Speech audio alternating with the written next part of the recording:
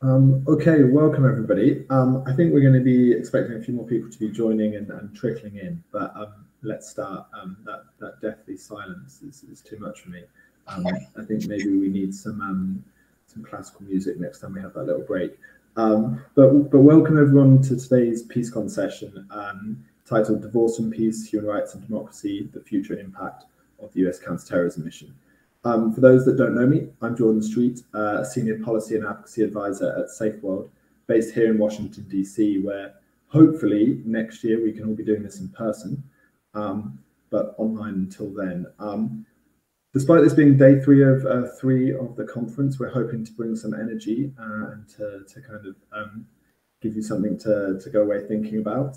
I did have some construction workers banging metal as hard as they possibly could outside my window a few seconds ago, and hopefully they've stopped. But if you hear some of that while I'm speaking, I can only apologize. So today's session, I'm joined by 4 exciting panelists. Their bios are available online for everyone, but I'd be doing them a bit of a disservice to not introduce them live. So allow me just to take a few minutes to introduce them, and then we'll start our discussion today. So first, I have Professor Aries Aragai with me. He's joining from warm Manila, I think. He is the Professor of Political Science at the University of the Philippines, Diliman. He's been researching threats and problems faced by young democracies such as the Philippines, and particularly looking at the impacts of military intervention, counterterrorism, populism, and institutional breakdown. He is the editor-in-chief of the Asian Politics and Policy Studies, and he's the co-author of the 2021 discussion paper, An Explosive Cocktail, Counterterrorism, Militarization, and Authoritarianism in the Philippines. Next, I have Elham Saudi, who's joining us from London. She is the Executive Director of Lawyers for Justice in Libya, and has dedicated much of her professional life to accountability, and justice for the rights, abuses, and crimes committed on Libyans throughout the last decade of civil war. Her organization has led really important work documenting the harmful impact of counterterrorism partnerships in Libya. She was a member of the Libyan Political Dialogue Forum and has advised a number of Libyan, European, and international bodies in relation to the Libyan civil conflict. Earlier this week, for those of you that didn't see it, she briefed the UN Security Council and delivered a really, really powerful statement on the need for accountability and inclusion of civil society in determining the political future of Libya. So for those that haven't seen it, I would encourage you to watch that. And then thirdly, we have Chris Rogers, who is the Senior Program Officer with the Open Society Human Rights Initiative, and he leads their work on security and rights.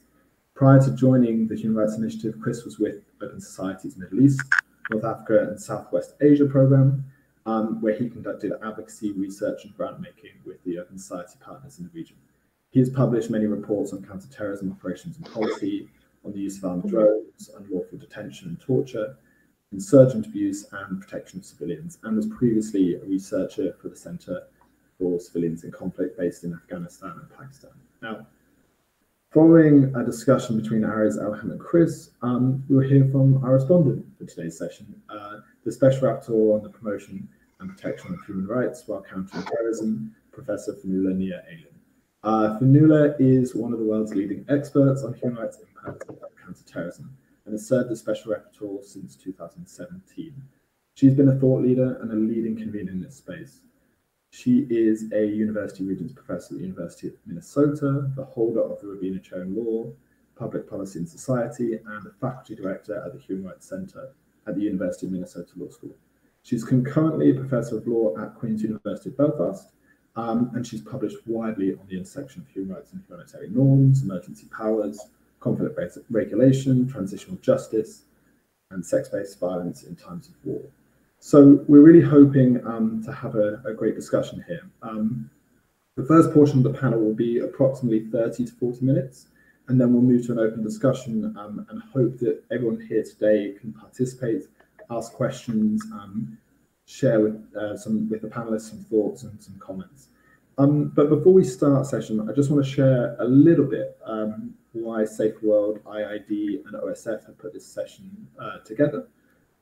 Just to help frame that discussion. So On the 9th of September last year, Dr. Liz Sherrod-Randall, who's the Assistant to the President for Homeland Security, spoke at the Atlantic Council last year to share the broad brushstrokes of the Biden administration's review of counterterrorism policy. The three principles that she shared to guide US counterterrorism strategies in the future were, first, a need to change approaches to match changing threats. Secondly, to integrate counterterrorism efforts into other national security challenges. And thirdly, to invest in a broader set of tools to tackle emerging threats. Now, I've argued together with Annie Scheel of Civic and Abby Watson, also of Safeguard in Just Security, that scratch below the surface of the content in that speech, and these three principles could appear to be just a rebranding of previous approaches in previous administrations. This, we fear, could mean a prioritization of counterterrorism action, even in cases where the potential for significant civilian harm and the undermining of human rights norms, exacerbation of conflict, and the weakening of democracy all existed. Now, developments in recent years in relation to the misuse of counterterrorism and the simultaneous rise of authoritarianism, we think could force a rethink for the Biden administration when it comes to counterterrorism policy. Now, today, the Chinese government's own war on terror has led to systematic abuse of millions of Uyghurs, and steps are being taken to use the UN Security Council to legitimize this approach. The Egyptian government is using counterterrorism courts to snuff out the country's last remaining human rights organizations. Saudi Arabia is prosecuting women's rights activists under terrorism charges. And in the Philippines, where we'll hear from Aries, the autocratic Duterte government has used counterterrorism as a pretext to silence dissent, to crack down on political opposition, and to target journalists, human rights defenders, and indigenous environmental activists. So juxtapose these threats with the Biden administration's hosting last month of the Virtual Summit for Democracy, and we start to see maybe an inconsistency. While the summit addressed many threats to democracy noted by posed by autocratic regimes and liberal political systems, one of the things that we didn't really see from the summit was adequately exploring the continuing impact of the United States war on terror. My colleague Jason Calder and Lauren Van Meter of National Democratic Institute wrote a really great piece in Foreign Policy on this earlier this week, and my colleague hopefully will share this. And this is something we want to explore this tension in today's session. So here we are today then with this overall framing question. Can the Biden administration match its commitment to democracy, to human rights, and to diplomacy with a new counterterrorism approach that does not embolden authoritarians, worsen conflict and fragility, or undermine fundamental freedoms and human rights? So let's find out from our panel what they think, and then we'd be really interested to have this open discussion with everybody here today. So let's kick off. I'll start with Aries because Aries is talking from Manila, so it's pretty late. So I want to get the best from you, Aries. Would you be able to share with us and everyone here today a little bit about what you've documented in terms of how counterterrorism is impacting peace, democracy, and human rights norms in the Philippines? Thank you, Jordan. Good morning, good afternoon, and good evening to everyone who's in this discussion right now. And it's a pleasure to join this distinguished panel. Just to directly address Jordan's question, the Philippines have been a key frontline state on the global war on terror in Asia. However, while this has been quite constant over the decades, the government of President Rodrigo Duterte has been given new life because of this renewed global drive against terrorism. And despite having a very long experience, the longest in Asia in terms of democracy, and you might say human rights in our part of the world, democracy and human rights have taken a back step in the application of Duterte's counterterrorism policy.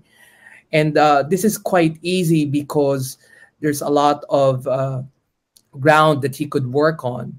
The Philippines has had possibly the longest continuing Maoist-inspired insurgency in the world, coupled with an ongoing moral secessionist movement in southern Philippines and Mindanao.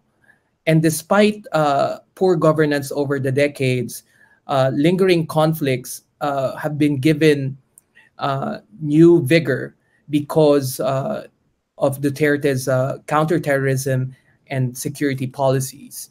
This has impacted the lives of communities in the peripheral regions of the country and has generated new cycles of conflict and violence. Not to mention, for example, Duterte's own bloody war on drugs. And therefore, counterterrorism has become some form of not only a core, but a convenient framework in driving security policy. The Philippines, as you may know, experienced the Battle of Marawi in early 2018, wherein a supposed fringe group that wanted to be part of ISIS has basically invaded the largest Muslim majority city in the country. This has given Duterte every justification to declare martial law. That has never happened in Philippine history before for almost 4 or 5 decades. And this has enabled the government to enact policies, but not only that, but to expand its fight against terror to supposed rebels or insurgents, the communist insurgency that I was referring to earlier. So in our research, let me just quote one particular finding that we were able to conclude, that through the dramatic militarization of civilian structures, the Duterte government was able to weaponize counterterrorism in order to pursue a heavily securitized political agenda that not only targeted who they defined as terrorists, but even extended this to supposedly legitimate and democratic political enemies. So where is the role of the US in all of this? As you may know, the Philippines is the only mutual defense treaty ally of the United States. It's the longest treaty ally in Southeast Asia. Last year, the defense treaty had its 70th year anniversary. But in a way, Duterte was able to temper the ability of the US to be able to nudge or to somehow influence security policy and even counterterrorism. It was able to conveniently use even the new handle of PCVE, preventing and countering violent extremism, as a way of using it as a prop in order to pursue a heavily static definition of counterterrorism policy. So with that, even if, for example, Duterte didn't like the US pretty much, he even threatened to withdraw the visiting forces agreement between the Philippines and the United States.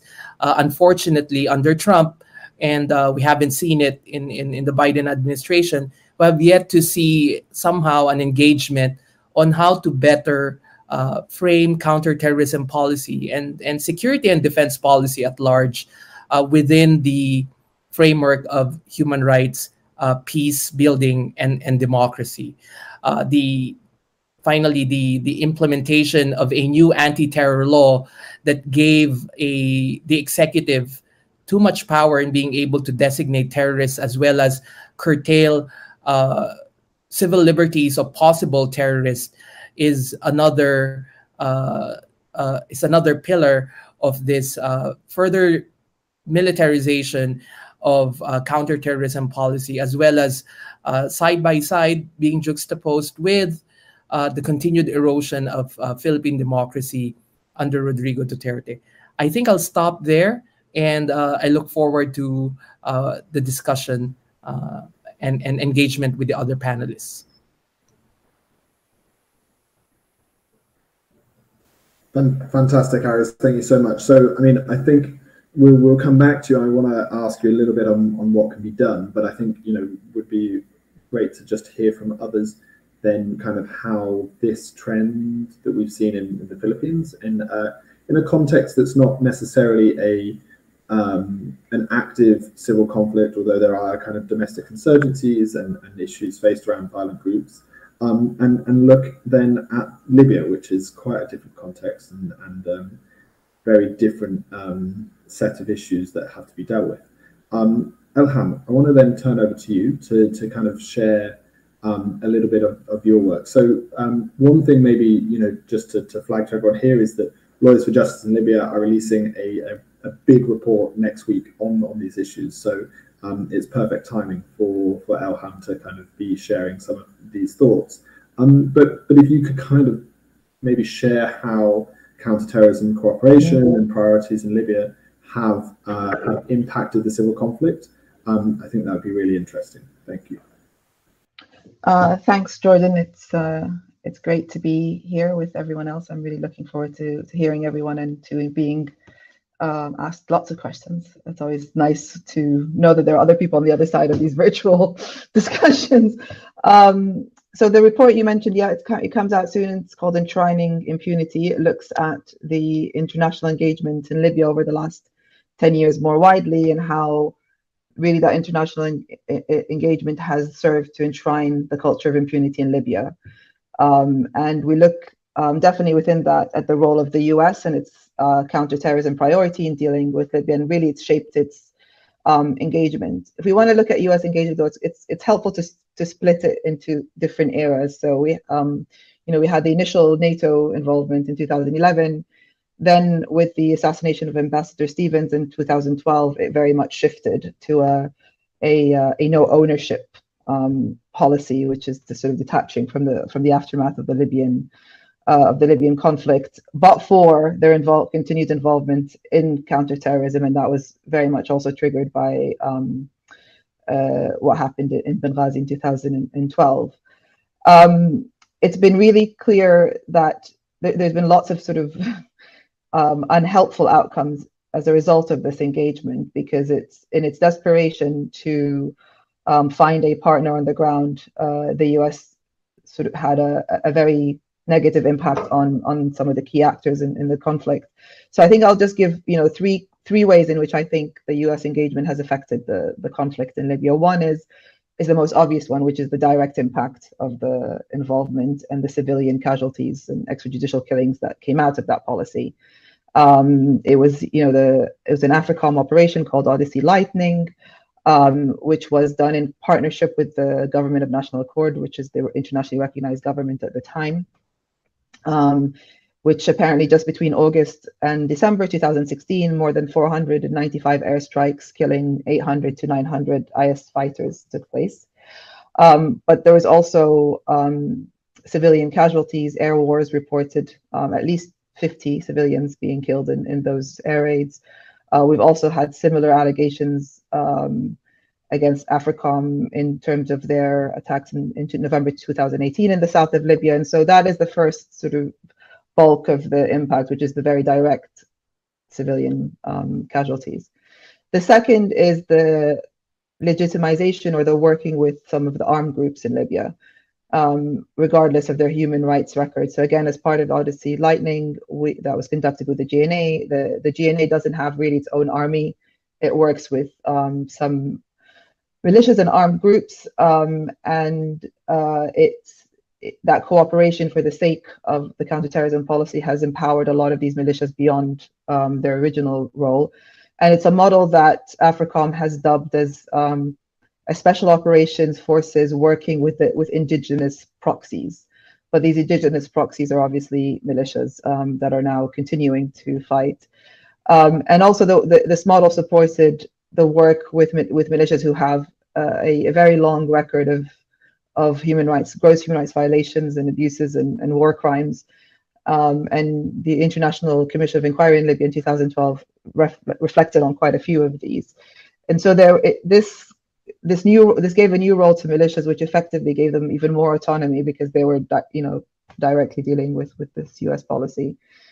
And I think the third point is the short-term priorities of counterterrorism has really affected the peace efforts in Libya. I think a big turning point was in 2013 with the IS affiliates on the ground. The US was really looking for a partner to be able to work with in Libya. And I think that was part of the push to get a UN brokered deal much quicker than it should have been. And in 2015 established a very shoddy peace to get a government in place that business could be done with. But it also, and to your question, it also, in addition to kind of supporting short-term outlooks, it does feed into this culture of emboldening potentially autocratic leaders, because we saw, obviously, during the Trump era, there was a willingness to interact with Haftar, who was effectively a militia leader, but his militia is called the Libyan National Army, but it is still an armed group. It's not an official army. We have a record of a call with President Trump at the time endorsing his counterterrorism war, which effectively was a way to try to consolidate power in the country as part of the civil war, and the majority of Haftar's targets were most definitely not terrorist targets. And so I think I give these three highlights just to see that the impact goes from the short term in terms of the civilian casualties to the long term in terms of the peace building and everywhere in between, and has left a really difficult legacy for the US to undo now.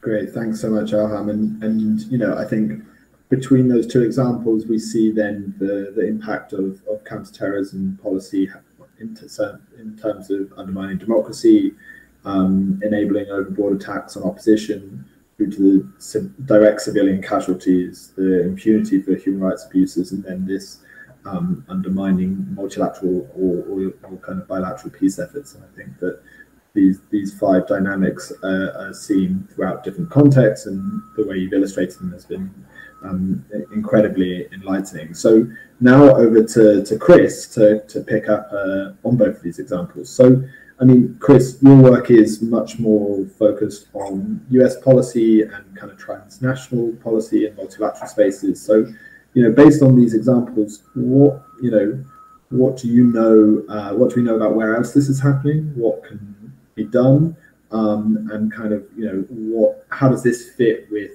maybe US government priorities on democracy, and we saw kind of from the summit last year and the summit later this year? Yeah, sure. Great. Thanks very much, Jordan, and been great to be here along speaking with others as well. Really appreciate, and also appreciate you know, those who organize and help organize this as well. I think that this platform and this space to kind of talk about and raise these issues is really needed. I think many of these issues don't get talked about, especially in these and other forums enough. So very much appreciate that. And exactly as you say, I mean, these attacks on human rights defenders, the closing of civic space, and really underscoring what Aries and Elham, I think, so vividly described as the dynamics going on in both the Philippines as well as Libya, in terms of how the US and international counterterrorism approaches have really enshrined impunity and empowering authoritarians. These are dynamics that we're seeing really all over the world. My organization, the Open Society Foundations, we're working with, you know, our regional programs, national level programs on these issues and these challenges in dozens of countries in every region of the world, with many partners, and through a lot of support to our national and local partners as well, who are really facing these challenges on the front lines. And I think we've come to see this this challenge of the use and abuse of CT and security as really a truly global phenomenon that merits much more attention and leadership from the US and others at the international level.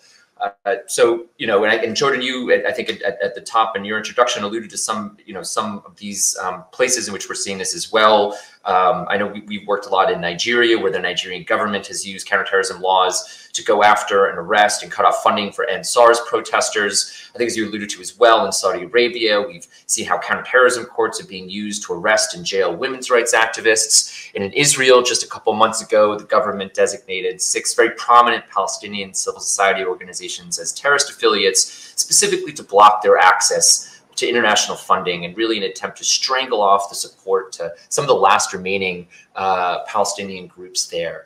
So in country after country, from Sri Lanka to El Salvador, Egypt to India, we're seeing again and again the same playbook of new terrorist laws and policies being put in place and wielded to attack human rights defenders, silence democracy activists, create impunity, quash political opposition, and do those things much more often than to actually make people and communities safer. And I think, the US at this point just simply hasn't adapted to this new reality.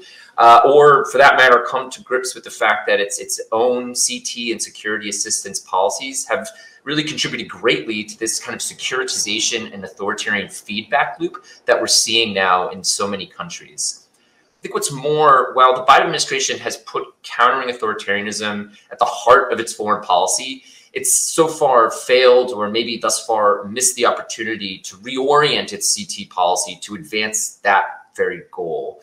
And at the same time, what we're seeing is that authoritarian regimes have been very busy at work doing just that. They're using and reworking the machinery of the multilateral system to advance their aims, to advance a vision of CT that is in their interest. So for instance, China has sought to use the UN Security Council and its influence in other UN bodies to provide cover for and legitimize crimes against humanity committed against ethnic Uyghurs as justified and necessary counterterrorism measures. We've seen how Russia, Saudi Arabia, and others have consistently sought to expand the mandate and resources for instance, the UN Office of Counterterrorism, which has grown dramatically in its size and influence in recent years. Just last week, we saw how Egypt has joined with the EU in a bid for the presidency of the Global Counterterrorism Forum, which I think is pretty startling to many, given that, for instance, the Biden administration itself has maintained a partial hold on military assistance, specifically over right concerns related to the abuse of counterterrorism to shut down Egyptian human rights organizations and jail political activists. So what would a changed U.S. foreign policy response to this new landscape of CT, securitization, and authoritarianism look like? Well, I think it would start by, instead of siloing CT from pro-democracy and counter-authoritarian strategies, it would be integrating them, especially in U.S. engagement at the multilateral and the bilateral levels. That would mean laying out a vision for CT and security assistance that's not mired in outdated and demonstrably failed post-9/11 thinking, but one that really flows from strategic objectives linked to countering authoritarianism and countering the ambitions of Russia, China, and many others in international bodies. So where to start? First, at the UN, the US could be taking leadership in pushing for a rethink and reform of UNCT and the UN Office of Counterterrorism, prevent its capture by authoritarian states. For instance, by using the next UN Global Counterterrorism Strategy as a place to really course correct and to push for empowerment and increasing resources to OHCHR as well as other bodies that would pushing for structural reforms that place human rights and oversight at the heart of UNCT and UN security infrastructure. Second, be championing civil society inclusion. Push for, find, create mechanisms for meaningful civil society inclusion at the UN and other multilateral bodies that are now really setting and driving CT law and policy at the global level. The reality is that there's a lot of lip service paid to this, but it rarely happens. And it's the national and local level groups that are most affected by and have the most to say about what responsible and effective CT policy should look like, and also how to align those policies with advancing democracy in their own countries. Third would be focusing on the Summit for Democracy. The US could be using this post-year summit year of action to put forward a cohort of like-minded states and civil society that could generate new commitments related specifically to CT security policy and assistance, identify best practices, and lay out baselines that would guide US and other allied states as they seek to put countering authoritarianism and rights at the center of their CT policy and operations. This could, for example, be strengthening aid conditionality linked to the integrity of elections and digital freedoms, especially those essential to uncovering and holding powerful security actors to account, or suspending and reviewing CT assistance when CT laws are being used to imprison rights activists and crack down on peaceful protesters in those countries. So the reality is that the US adversaries and authoritarians are already using and shaping CT for their own ends. It's very much time for the US to catch up and confront this new reality. That means rejecting the temptation to, again, silo CT and further securitize its responses, and instead align and let CT and counterterrorism approaches flow from its commitment and strategies to counter authoritarianism and advance peace, democracy, and rights across its other fields of action. So thanks very much, and thanks again for the space and the discussion, and looking forward to the questions as well. Thanks.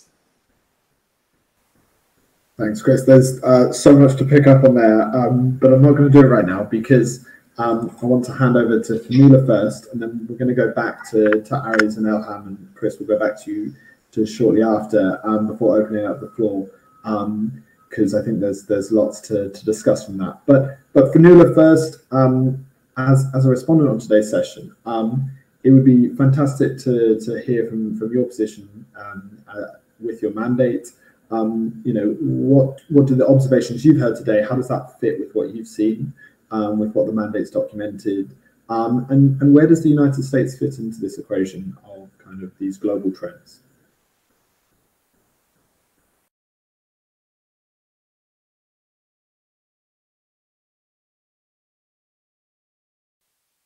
Vanilla, we can't hear you yet. We're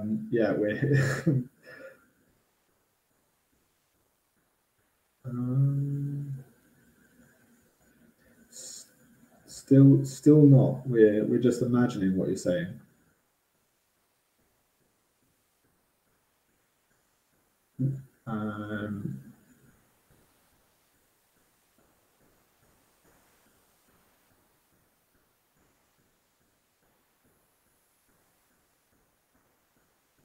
No, it was working before, and it's the anticipation that makes this so much better. So yeah, maybe can you try and unmute at the top?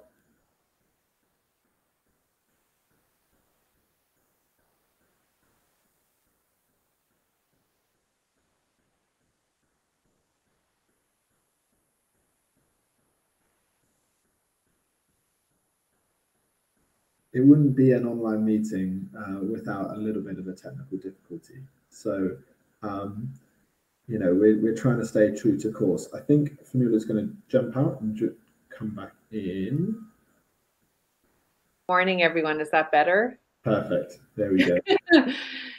Glitches always. Would not be an online meeting without something happening in the system. So I'm really glad to be here. I was saying how glad I was when you couldn't hear me anymore. And maybe I'll say a few words for those who are unfamiliar with the mandate on the Zoom call, just to explain that the mandate was established by the UN Human Rights Council.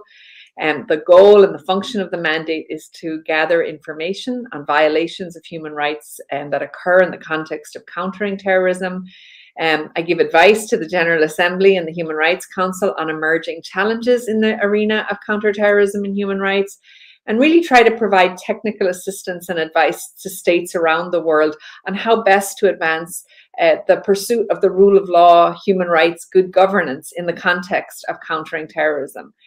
I think it's also maybe useful to know that the mandate I hold sits in this extraordinary, large, ever-growing New York multilateral counterterrorism architecture as a member of a number of working groups. And it's just to say that the human rights entities in those spaces cut pretty lonely figures, in the sense that we are under-resourced. In fact, the mandate works as an independent expert with no specific resources. In some ways, I think it underlines the point that so much effort, energy, and resources are being spent by states on counterterrorism, with very little corresponding resources to human rights entities and to civil society, who might infuse that global architecture and that work with the human rights and a civil society perspective.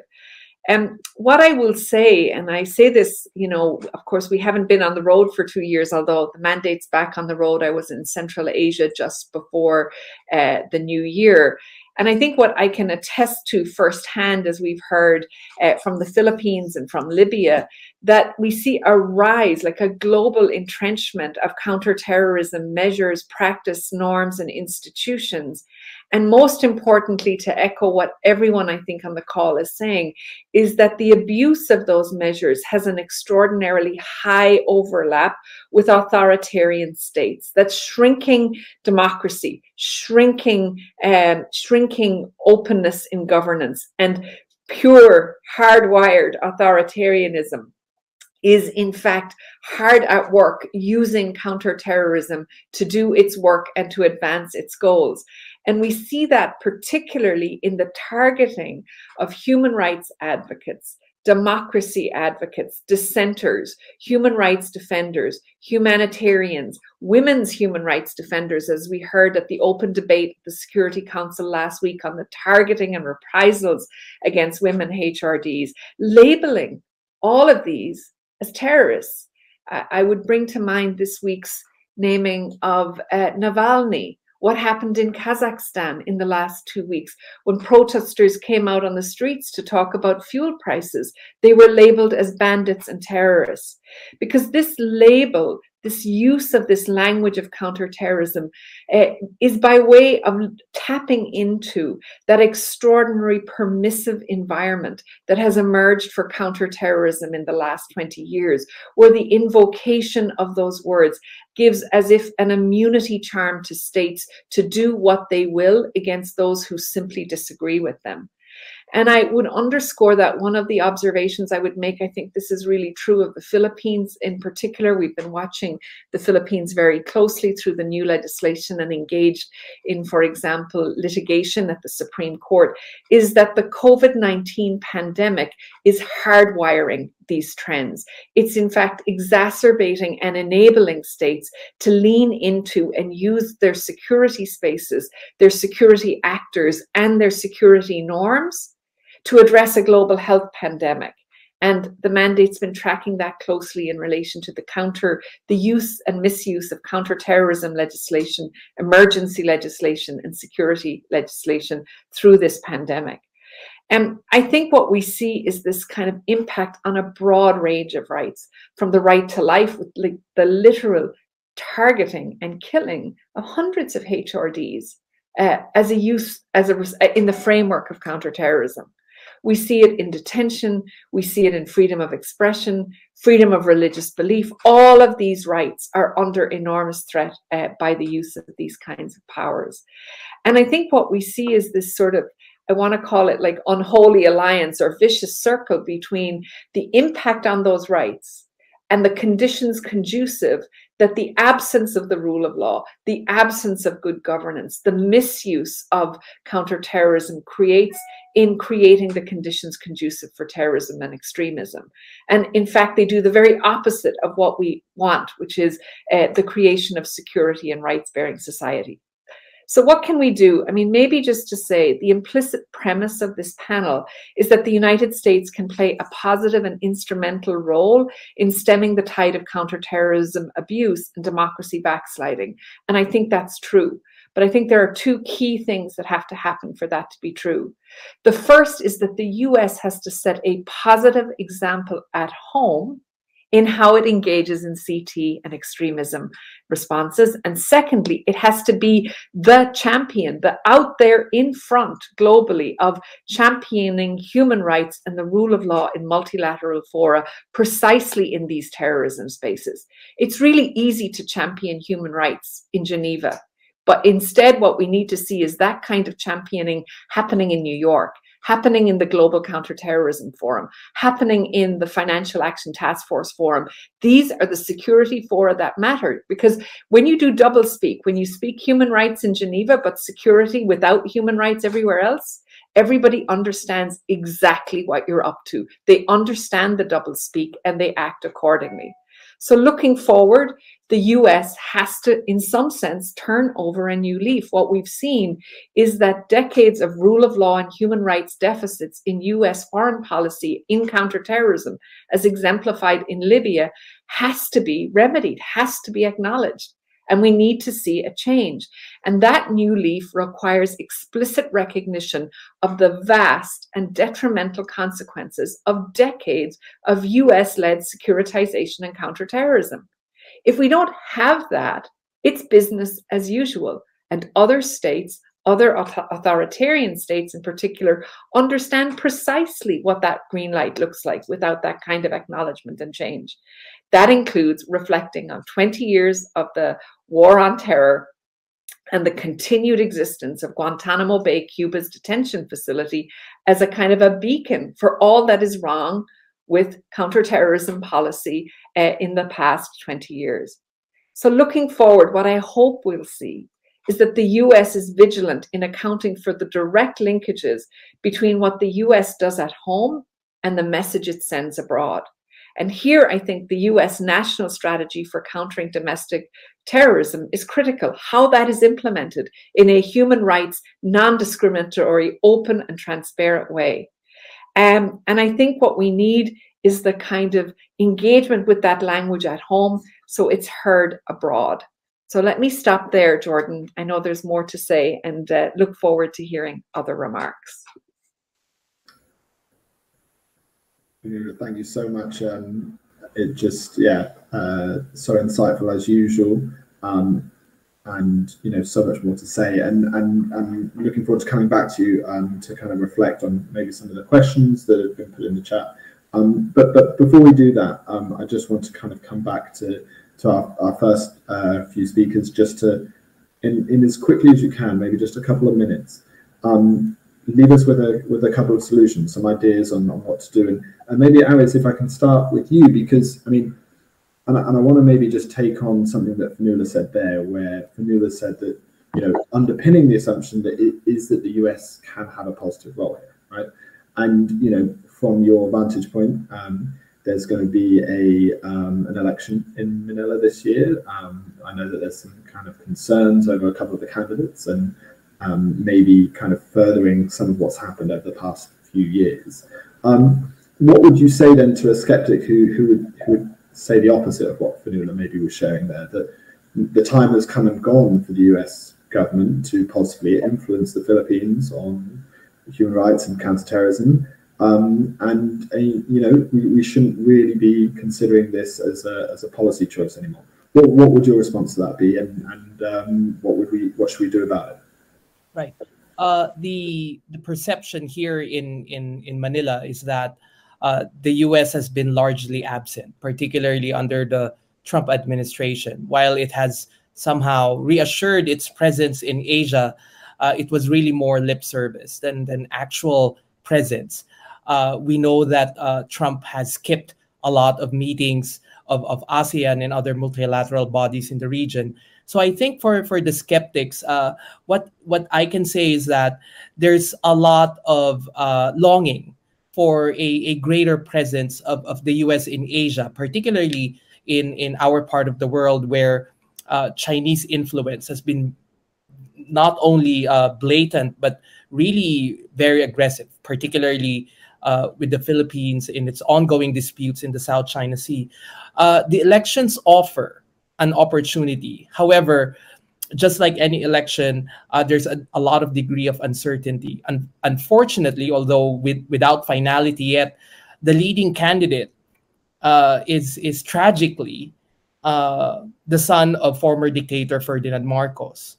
And what we're seeing from the campaign so far is that he would really just maintain a lot of the policies of President Duterte. And that may shrink the leeway in the space of the US to somehow bring back the Philippines in the human rights and democracy mode. However, just like any other academic or human rights activist or civil society advocate in the Philippines, we have a strong civil society that has been dampened but cannot be totally counted out.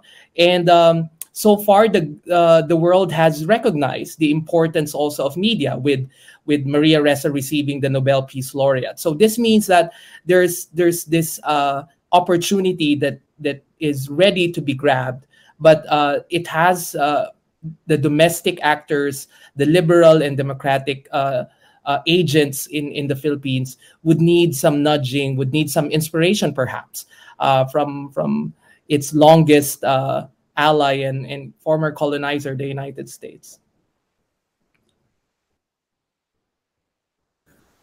Thanks so much, Aris. And I think it's a lot of eyes are on that election, and I think that making sure that there is a government response to that will be a US government response to that will be really important. Elham, now quickly over to you, specifically on what you shared earlier around the impacts in Libya. What can this administration here in DC do to avoid those negative impacts and learn those lessons and engage in the political process moving forward? As I was listening to my co-panelists, when you're working on a country or a region, you always think it's unique. But then I hear what Iris is saying about Philippines and dictators' former sons being the leading candidates in the election, and it feels like we're not that unique after all. I think some of the points I want to pick up on were picked up by Chris already, so I won't spend too long on them. But I think there is a role, and a bit like Arya said, that you know, people almost always root for America and Libya for some reason to get involved in this conflict, because of this no ownership policy they adopted for a while. They are seen as, to some degree, compared to others, as potential brokers, because they haven't been as directly involved in the conflict as, say, the French or the China or the Russians or any of the other people that might want to kind of get involved, or the UAE or the like. So I think there is a role for them as mediator, should they wish to play that.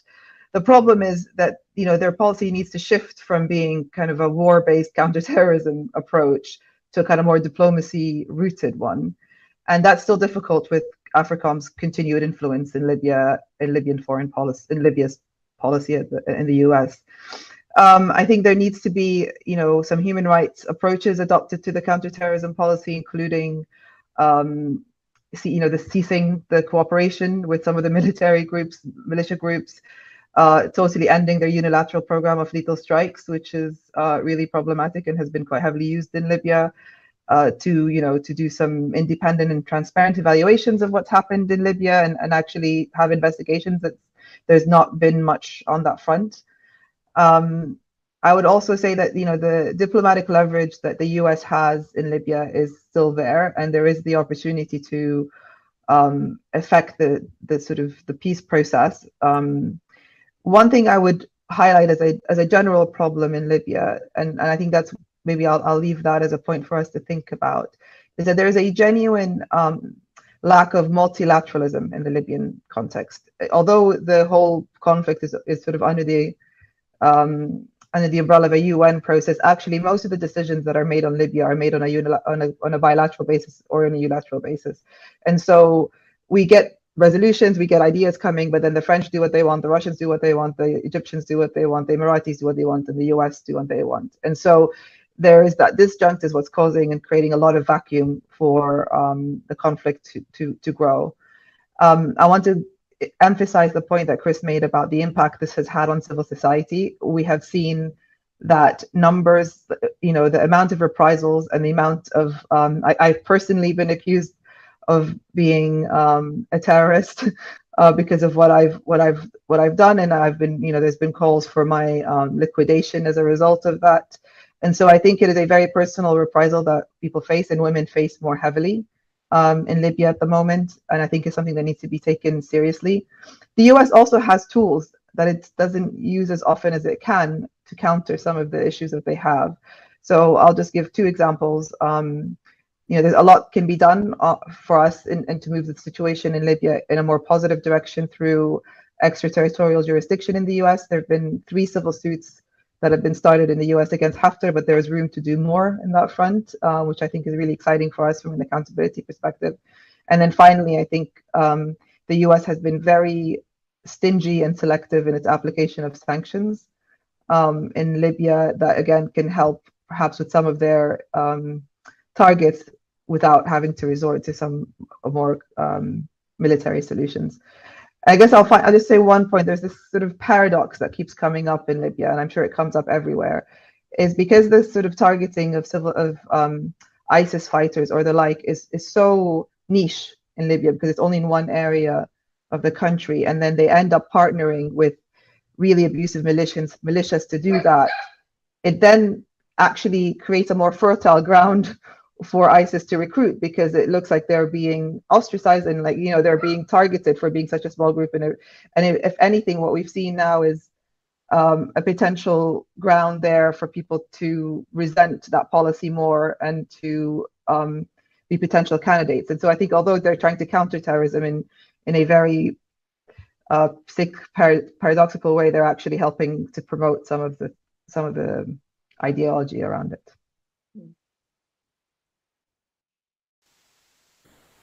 Thanks so much, Alham. I mean, just the tangible solutions, I think, are just really rich, especially for a panel like this, which, you know, at times is very conceptual. And I think we all benefit from those really tangible solutions. Chris, I want to come to you quickly before we open the floor. We're going to have about half an hour for discussion. And I see a couple of comments already in the room chat. So please get your thinking caps on for questions. But But Chris, maybe two things kind of come to mind. Just again, maybe I'm going to stay on the kind of skeptic side of things. You know, there is a train of thought that says, well, yes, we see these things happening at a multilateral level. We see certain states using CT policies and norms for their own ends, but this is one of the only places where we actually have a consensus issue in multilateral spaces. We see what's happening at the Security Council on kind of country context, but on counterterrorism, we can always get action through, so we don't want to jeopardize that. So that's one question. You know, what do you say to that? I mean, the connected to this is this idea, and I think we've kind of touched upon it with the question to Aries. Is this, you know, are we you know, actually we're no longer in that unipolar moment. You know, what the US government can do in terms of counterterrorism isn't going to be the influence it could have had 10 years ago. And so, you know, putting things like conditionality on security assistance will no longer cut it. And, you know, if the US government has counterterrorism priorities, that they need to pursue those priorities because they can't put strings attached. What would you say to that skeptic that may be in this room or may not, but you know, still I think useful for us to take on both sides of this argument, right? Thanks, Jordan. Yeah, no, I mean, good, good questions and dilemmas. I think so. On the first, I think that's absolutely right. I think, you know, something that, you know, maybe not speaking for others, but I think for those of us that have been kind of engaged in this field, I think that the challenge you point to is present, where for a lot of states and you know, friendly-ish states on some of these issues, there's a perception that CT is a place of relative functioning multilateralism in a world in which multilateralism seems to be kind of under threat and strain. A couple of responses to that, but I think one is I think increasingly that this is you know, perhaps just a misunderstanding and you know, reflects a deeper misunderstanding of what the actual terrain of CT and threats look like. And again, there's, you know, I don't want to totally reduce this or oversimplify, but just to kind of, I don't know. I mean, one thing that I have in my mind sometimes is, you know, the United States, whether its own kind of CT security kind of policies or via the multilateral system, you know, and thinking about what's the relative threat that this poses versus the harms and impacts that we've seen, as many others have pointed to. You know, I think it's New America that's done this research, but, you know, since 9/11, there has been one attack in the United States territory that has been coordinated or supported by a foreign terrorist organization. One attack in 20 years that resulted in, I think, the deaths of about 3 people. And, you know, I think about relative kind of threats and proportionality here. And I think, you know, that's probably the exact number of people that have passed away in as long as I am talking, you know, in answer to this question from COVID today, right? So I just think there's some right sizing that's, you know, required in terms of thinking about, you know, how much political energy and capital is put into this type of approach, you know, and then magnified through the multilateral system and through the UN. And so that's kind of, I don't know, it's not whole, but it's one response to, you know, isn't this a place where this is functioning? And I think, you know, that's, you know, not as true. And then B, the harms that we're seeing throughout the globe are not being maybe proportionately reflected in the way in which I think CT is being pursued at that multilateral level. Secondly, in terms of I think the question here being, you know, in this kind of new world and maybe diminished US or other states, you know, power, you know, it no longer, you know, some of these tools no longer cut it.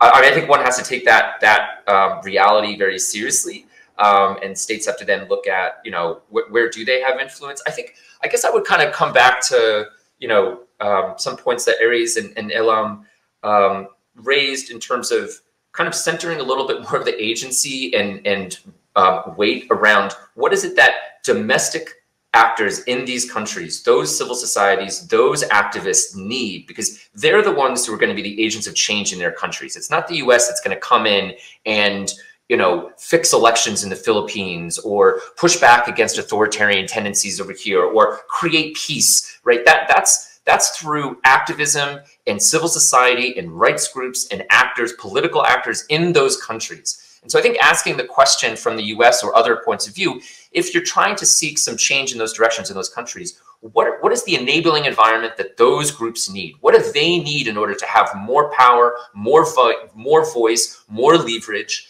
and then start to build out policies and interventions from there? I mean, I think when you see the amount of military aid that goes to empower security sector actors in many of these countries, and I see a question in the chat maybe about kind of, especially in fragile or unconsolidated democracies, particularly in contexts like that, as compared to what goes to strengthen civilian oversight over military and security actors, right? That's that imbalance, which the United States often exacerbates. That's just a recipe for the kind of authoritarian or military takeover or dysfunctional, kind of very, falling and recession of democracy that we see. That's the opposite of empowering the kind of activists and allies that I think, we would want to see happen in those contexts. And there's just one other thought there, I guess I would say, is, in the realm of digital repression, this is a particular area in which, because of the United States position and the role of technology companies within the United States, I think that that's also a kind of,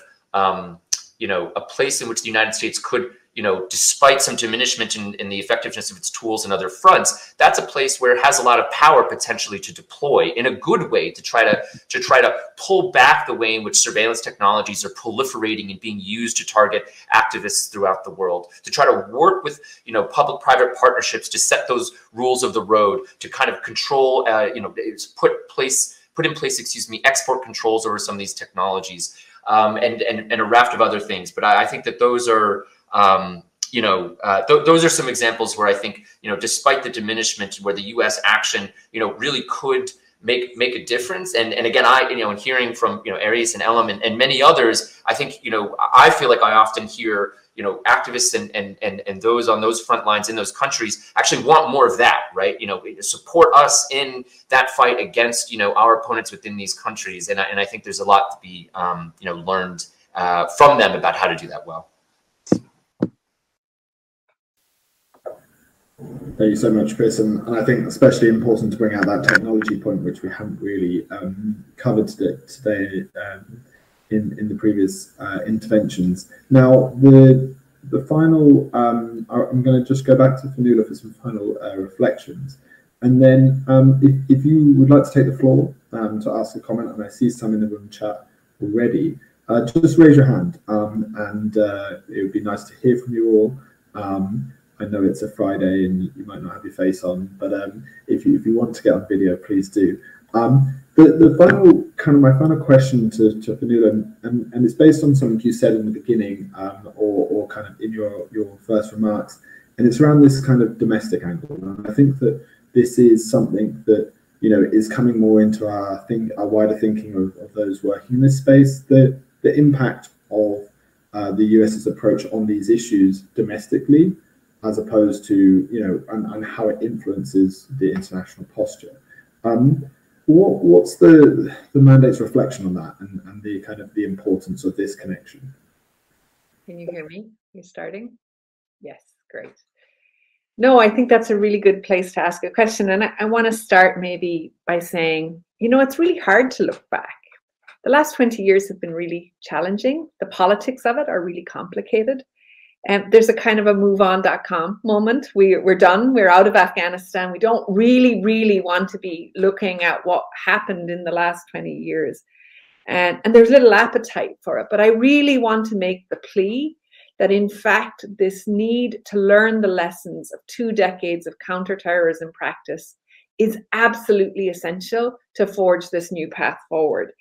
And really, it's that kind of considered, thoughtful capacity to look back that's really going to be, I think, instrumental to changing course. And what this really concretely would require is an interagency effort to mainstream human rights into domestic and foreign policy. And in particular, I think there's an extraordinary need for the implementation of comprehensive human rights due diligence, and with it, diverse civil society consultation prior to, during, and after any policy adoption. And we keep saying this, and I think Chris had said it enormously and eloquently about who are the change makers, who are your partners, who are going to sustain change in fragile societies, who makes the shift from the authoritarian to the democratic, who enables fragile societies. As someone who grew up in a conflict-ridden society, civil society was at the heart of transitioning Northern Ireland from conflict to peace. And without engaging those actors intentionally, deliberately, thoughtfully, protecting them as you go, we are actually doomed to repeat this cycle where we do not do better. And in fact, we more likely than not do worse. And this, the United States is in a position to lead by leading by example, by bringing civil society in constantly, consistently, and elevating what they say and listening. It's okay, we bring them in all the time. One of the biggest problems we're seeing is nobody listens. They tick the box that says we got you in the door and now we've done our business.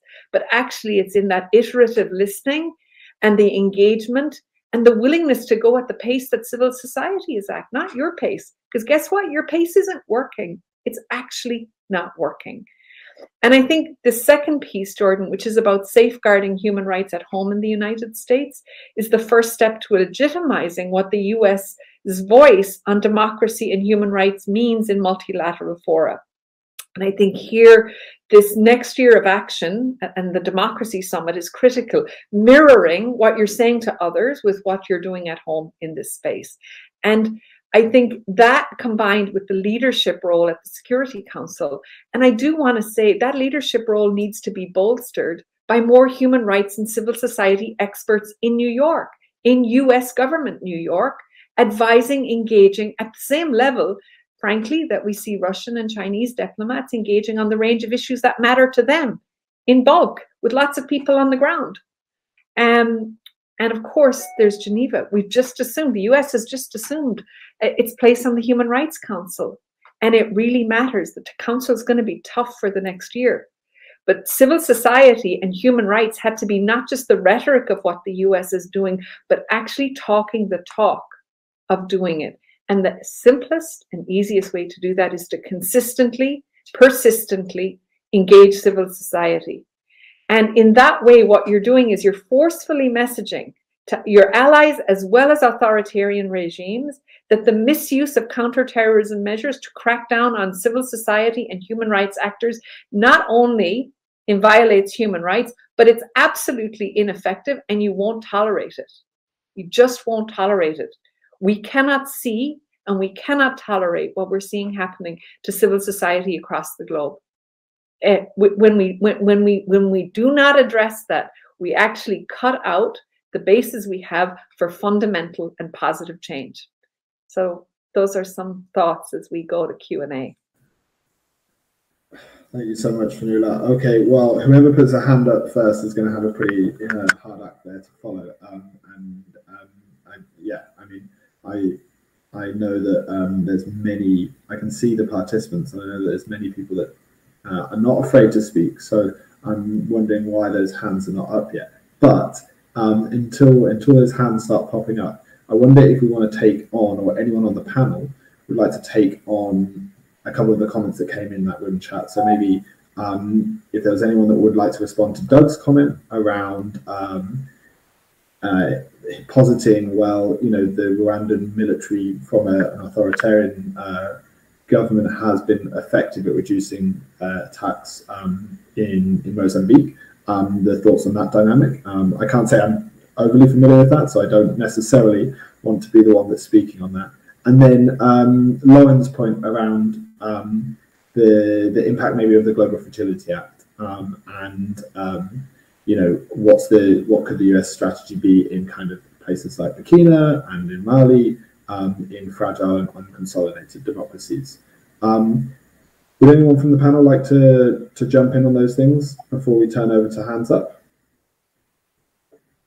I'll jump in on just to say maybe two words on Mozambique. I think we shouldn't overly characterize the situation in Mozambique as a successful counterterrorism intervention.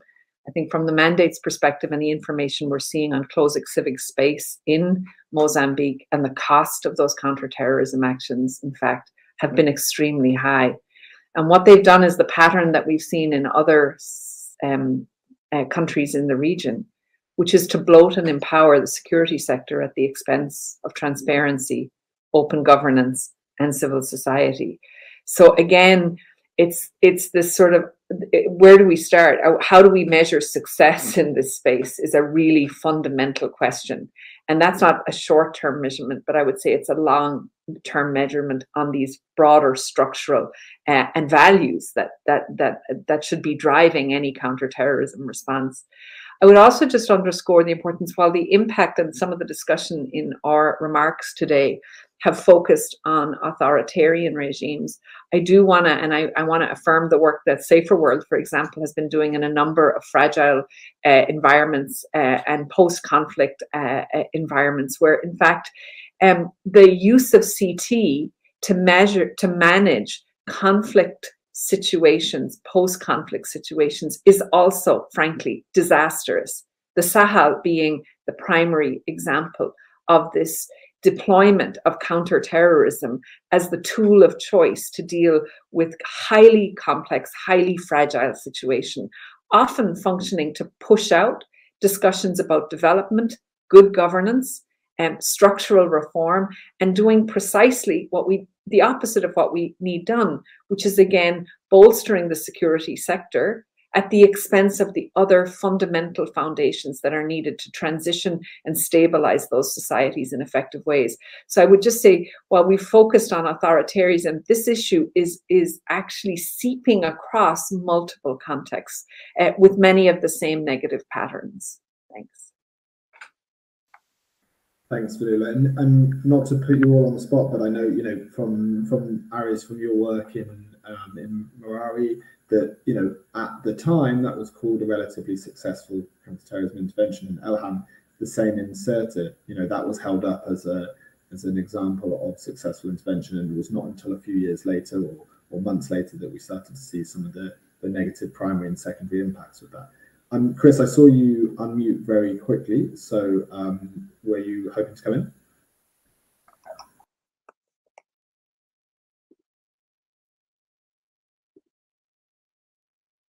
Maybe also, I mean, I'm not as familiar with the situations in Mali and Burkina Faso as well, but just maybe a quick observation, maybe building on what Fionnuala also mentioned, which is, you know, I think in some places in which, you know, I or some elements of at least our organization, OSF, is engaged in some of these more fragile or conflict-affected regions, areas, states, that, you know, finding ways in which you really thicken if there's going to be security or military interventions, really finding places and spaces in which you thicken the relationship between affected communities and civil society in those affected regions with military and security actors, and also political and civilian representatives of you know, within those specific areas.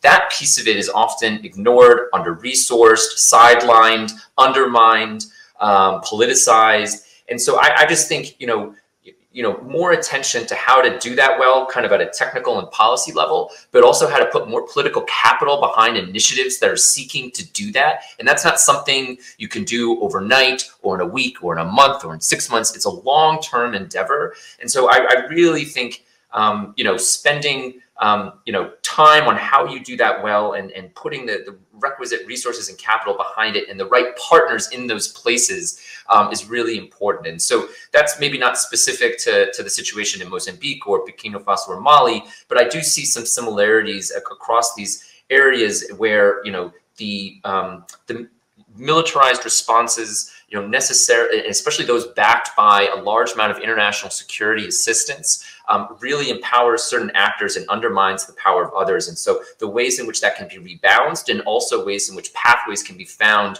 where civil society and civilian political actors can really engage and influence meaningfully security actors who are exercising that kind of power in these situations of conflict, is something that I think, at least from our perspective, is a place where we see a lot more attention could be paid.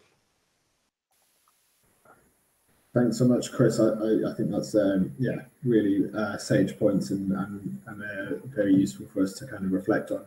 I want to go to Eric, who has his hand up. So Megan, I think maybe you can help me get Eric live. Eric, I think you have to unmute yourself, otherwise I will end up force muting you accidentally.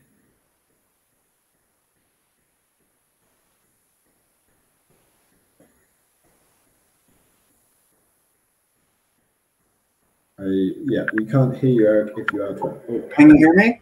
Now we can. Yeah, perfect. Okay. Eric, over to you. Thank you. Should my camera be on? Is my camera off? Anyway. If you don't have your face on today, Eric, you don't have to. No, I always have my face on.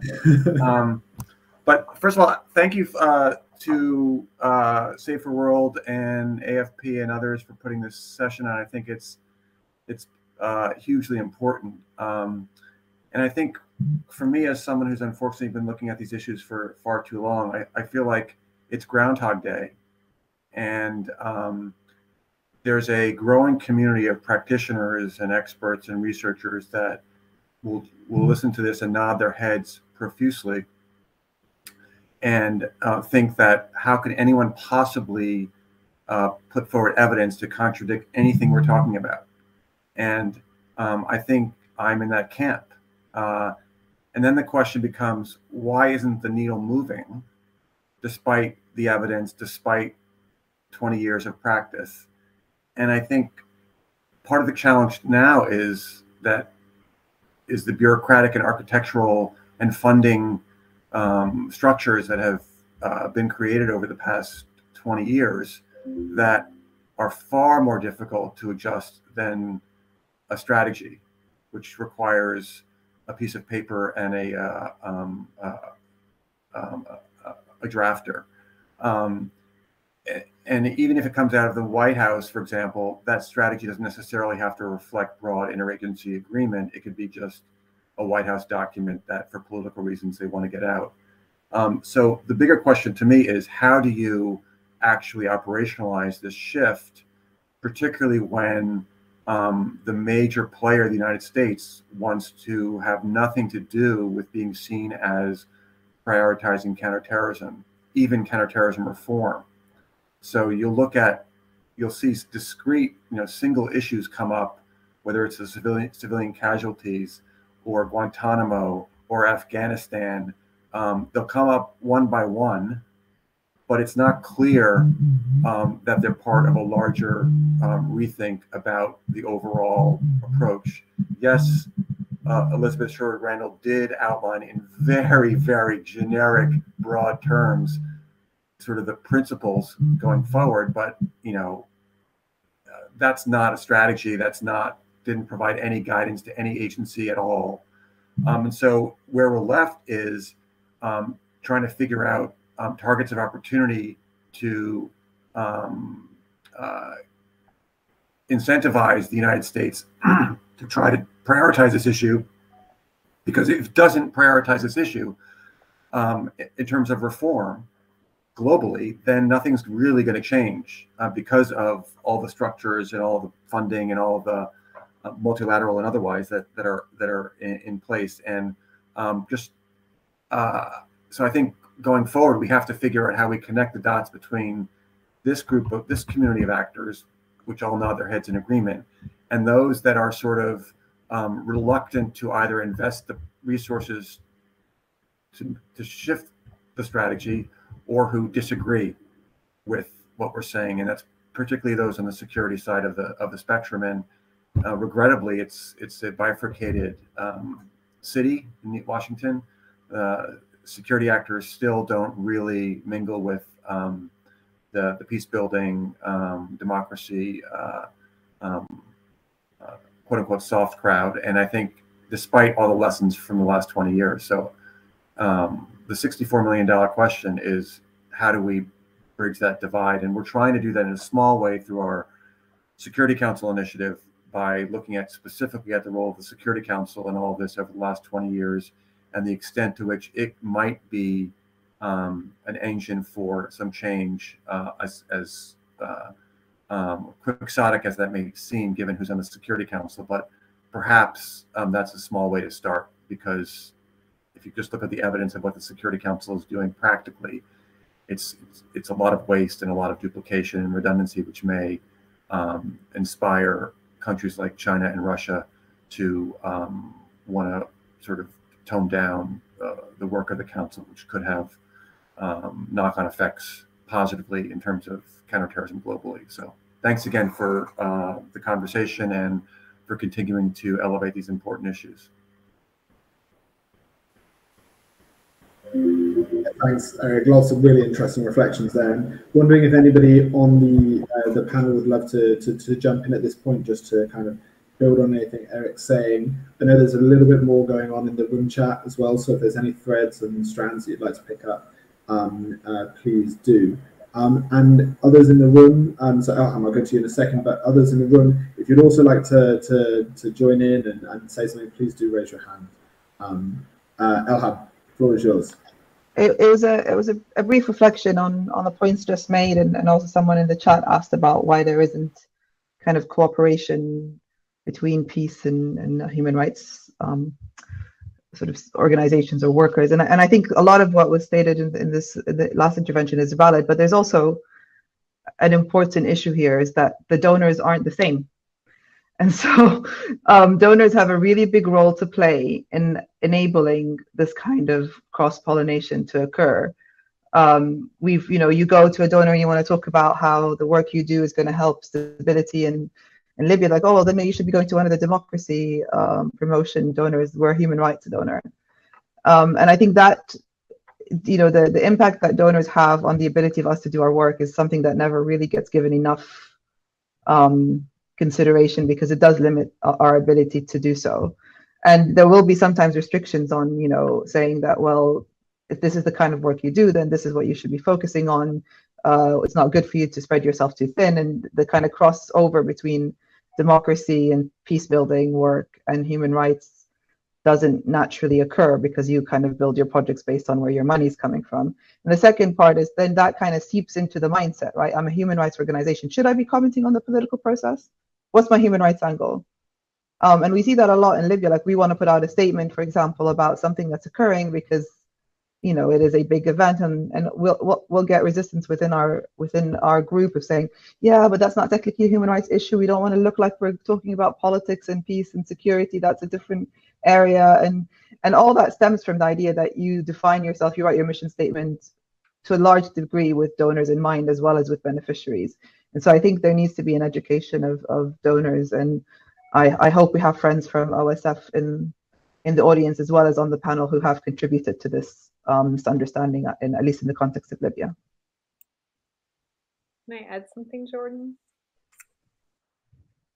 Yeah, I was going to reflect and I think Eric's comments, particularly around the it's not just the silos, it's the acknowledgement of the reluctance, the difficulty, like looking at the past, as we know from in any society, is really hard, and learning lessons is really hard. It's hard to do as a policy matter. It's also hard structurally.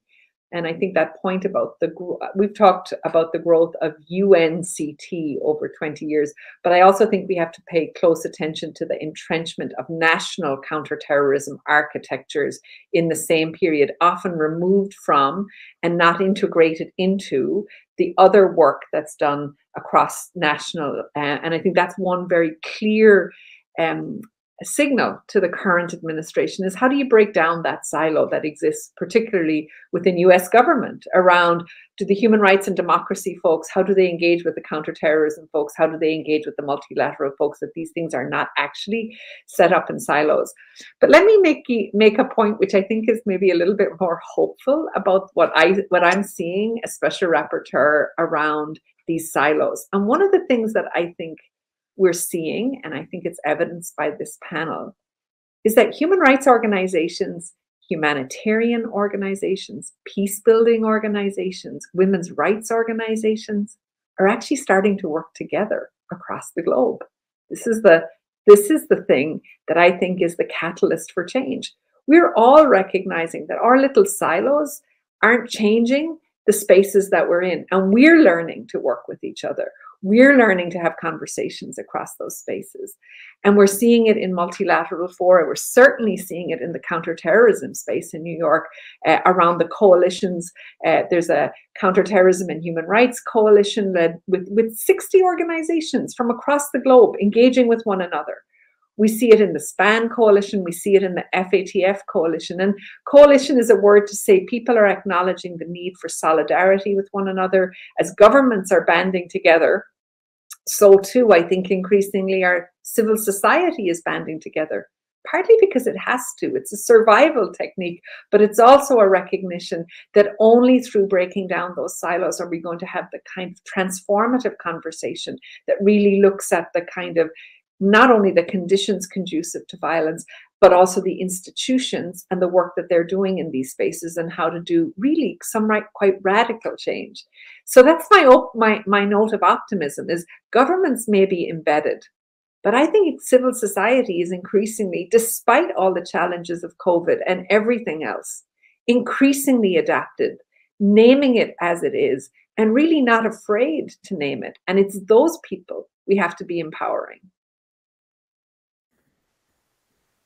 Thanks for that call to action for me. I mean, I think the acknowledgement by Elham earlier that, you know, it's refreshing to hear how actually the dynamics that you're experiencing working on Libya, it's shared, and there's this, we have this shared analysis, and we have maybe it's not refreshing, maybe we wish it wasn't happening, but we know that it's, you know, there is this shared analysis. We know there's this through trend, and, you know, we have seen coalitions and groups starting to work together. And I think maybe a really big takeaway from this is, well, number one is how can the US government find more creative ways in this year of democracy, in this year of democracy action, to support these movements and to support this action. We're going to wrap up in a second, but Aris and Chris, I'd like to go back to you both to see if you had anything you'd like to add and reflect on before we finish up. And if anyone has a last minute hand to raise, please raise it now. Chris, Aris, who wants to go first? Right. Yeah, it's very early in the morning now in Manila. So it's okay. Just to reinforce what Ellen mentioned, I think from our own research in the Philippines in terms of how civil society organizations have tried to nudge policymakers to be better implementers of counterterrorism policy, if you can frame it that way. The role of donors is also prominent. I can still remember the many interviews we've had with them when they say that, well, this new paradigm of PCVE has really confused them in terms of reorienting their work, because a lot of the resources are now under this new paradigm. But unfortunately, when they go down to the communities, the perception is that this is just old wine in a new bottle. And therefore, it's also important that the linkages, I think Chris mentioned this, of civil society organizations with the communities that they seek to help, that they seek to empower, that they seek to serve is also continuing, because civil society organizations may have really, really good intentions, and there's no doubt about it. But if there's no constant back and forth between what the realities on the ground as experienced and lived daily by communities, then there could be some form of divergence, not only in perspective, but also in being able to leverage the dynamics that are happening on the ground to be able to be better intermediaries for civil society between the communities as well as other more powerful actors. Thanks so much, Aris. If I can be as eloquent as you at 1 in the morning on a Friday evening, then that's a success for me. Thanks so much for those thoughts, and Chris, maybe just over to you quickly to add some reflections.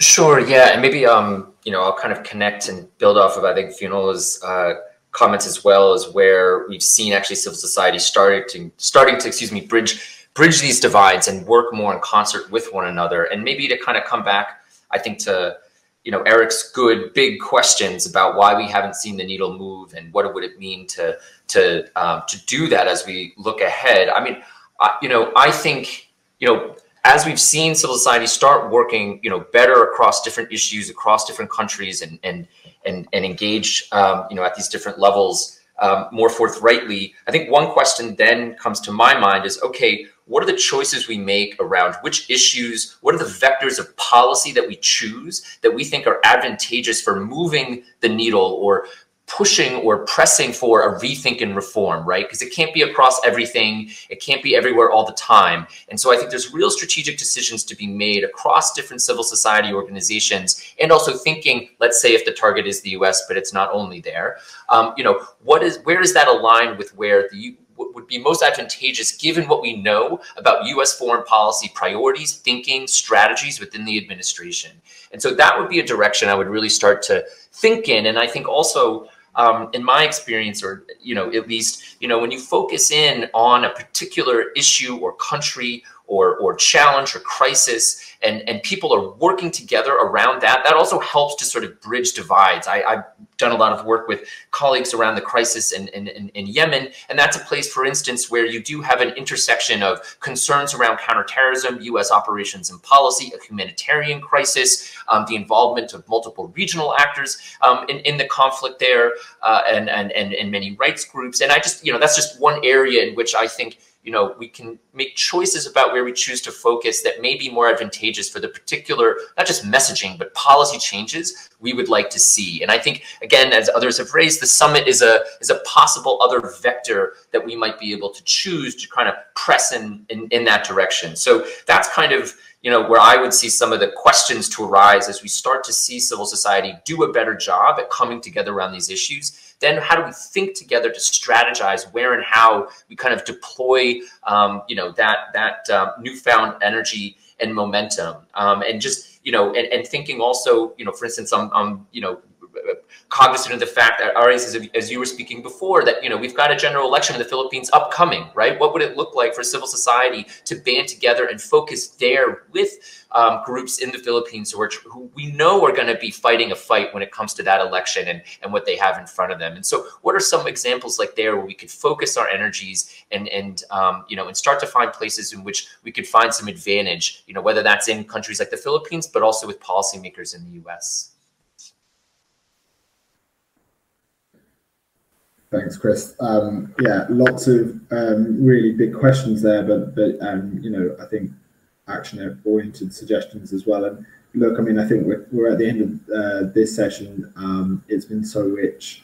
I selfishly would like to keep it going for another hour and a half, but I think you all have jobs and other stuff to do.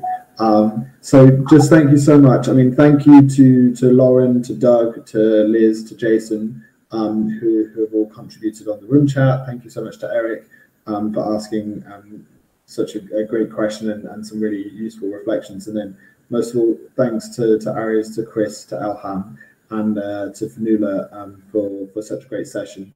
I think there will be a recording available.